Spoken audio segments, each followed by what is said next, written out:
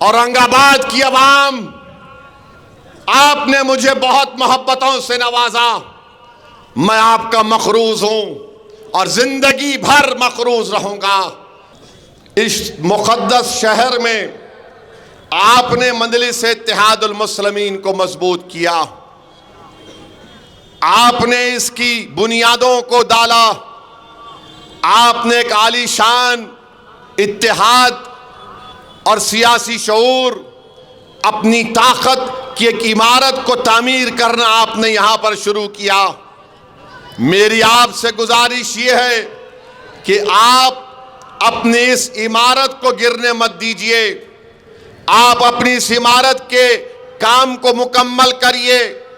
जो ताकतें आज हमारे दरमियान में आकर जो जिस इमारत के लिए आपने अपने आंसुओं को, अपने खून को इस्तेमाल किया, ये हम अपने आने वाली नस्लों के ख्वाबों को पूरा करने के लिए एक तामीर खड़ा कर, एक इमारत खड़ा कर रहे हैं।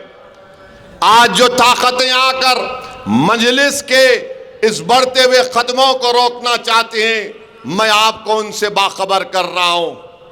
पार्लियामेंट का इलेक्शन आया, पूरे महाराष्ट्र में 48 लोकसभा की सीटें एक अल्पसंख्यक समाज का मुसलमान 20 साल के बाद 2019 में जीता।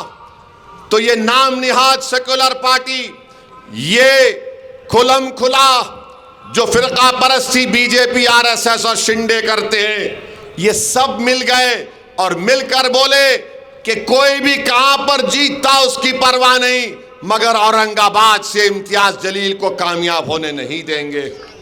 और हुआ वही, ये सब मिलकर एक होकर इम्तियाज जलील की कामयाबी को रोक दिए।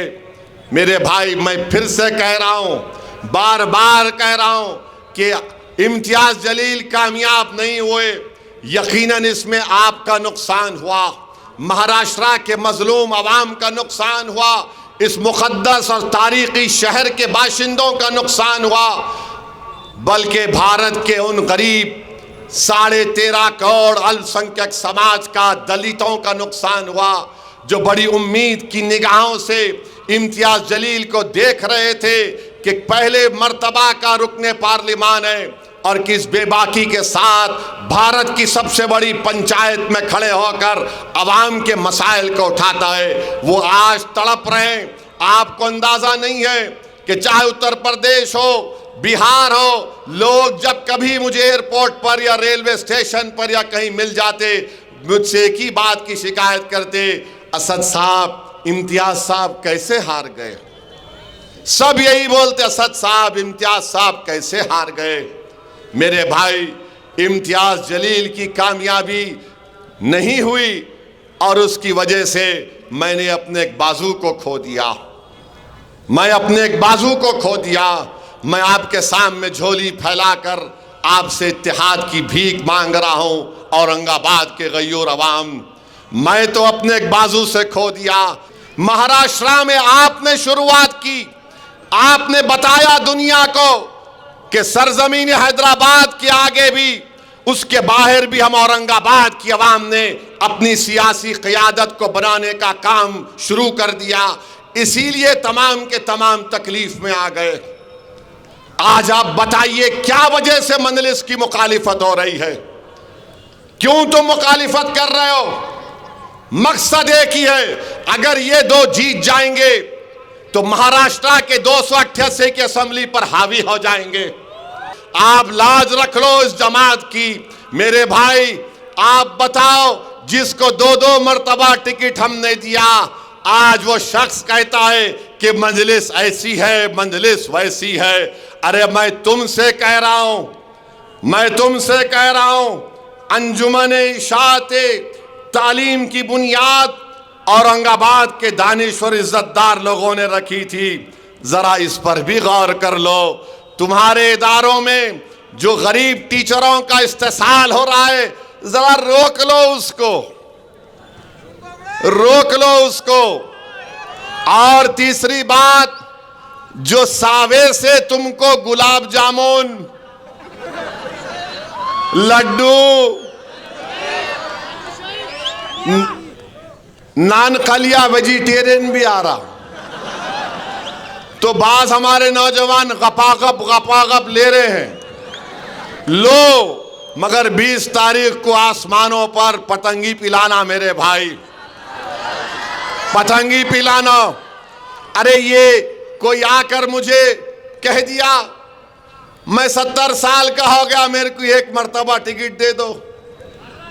मैं बोला भाई ये कौन सा नया कानून है कि 70 साल का हो गए दे दो? तो कल एक बच्चा बोलेगा मैं 25 साल का हुआ, जवान हुआ, दे दो। सवाल इसका है कि आपको 2 मर्तबा दिया गया था।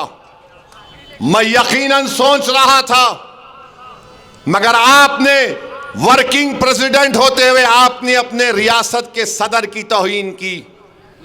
आपने क्या क्या बक दिया, अनाब शनाब आपने बक दिया। मैं तहकीक किया पार्लियामेंट के इलेक्शन में किस इदारे के टीचरों को कहा गया था कि इम्तियाज को वोट मत दो। मेरे भाई अब आप बताइए, कोई भी जमात ऑर्गेनाइजेशन में को ऐसा काम हो सकता है क्या? किसी शायर ने अच्छा कहा था, हमको उनसे थी कब उम्मीद वफा जो नहीं जानते वफा क्या है। मेरी नीयत यही है कि जब मैं इस दुनिया से चले जाऊं, मेरा जिस्म तुम्हारी सरजमीन में अंदर चला जाए। बस मेरी एक ही ख्वाहिश है, मुझे औरंगाबाद से इतनी मोहब्बत है, अल्लाह जानता है मुझे औरंगाबाद से कितनी मोहब्बत है। अल्लाह ही जानता है कि मैं जो कुछ अल्फाज बोल रहा हूं वो पूरी जिम्मेदारी के साथ बोल रहा हूं। बल्कि मैंने अपने अफराद खानदान के सामने भी ये बात रखा तो मेरे अफराद खानदान के लोग बहुत नाराज हुए। क्या बक रहे हो, दीवानी बात मत करो।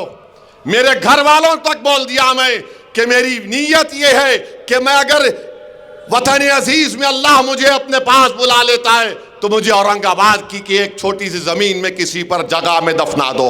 मजलिस के खिलाफ एक मंसूबा बनाया गया आपके इत्तेहाद के किले को कमजोर करने के लिए। आपके इश्क नबवी को देखकर, आपके गुलामी नबवी को देखकर ये तमाम बातिल ताकतें कोशिश कर रही हैं कि आपको रोका जाए। और कैसे रोका जाए? फर्द को रोक सकते, मगर जमात को रोकने का तरीका ये इनके पास है कि इनके उम्मीदवारों को कामयाबी से रोक दिया जाए। ये अब आपको फैसला करना है।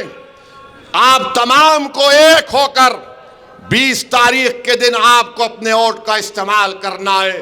पतंग के निशान पर बटन दबाकर आप पैगाम दीजिए उन लोगों को जो हमारे इत्तेहाद को कमजोर करना चाहते हैं। मैं आपसे वादा कर रहा हूं और मैं आपसे अपना गिरेबान फैलाकर आपसे भीख मांग रहा हूं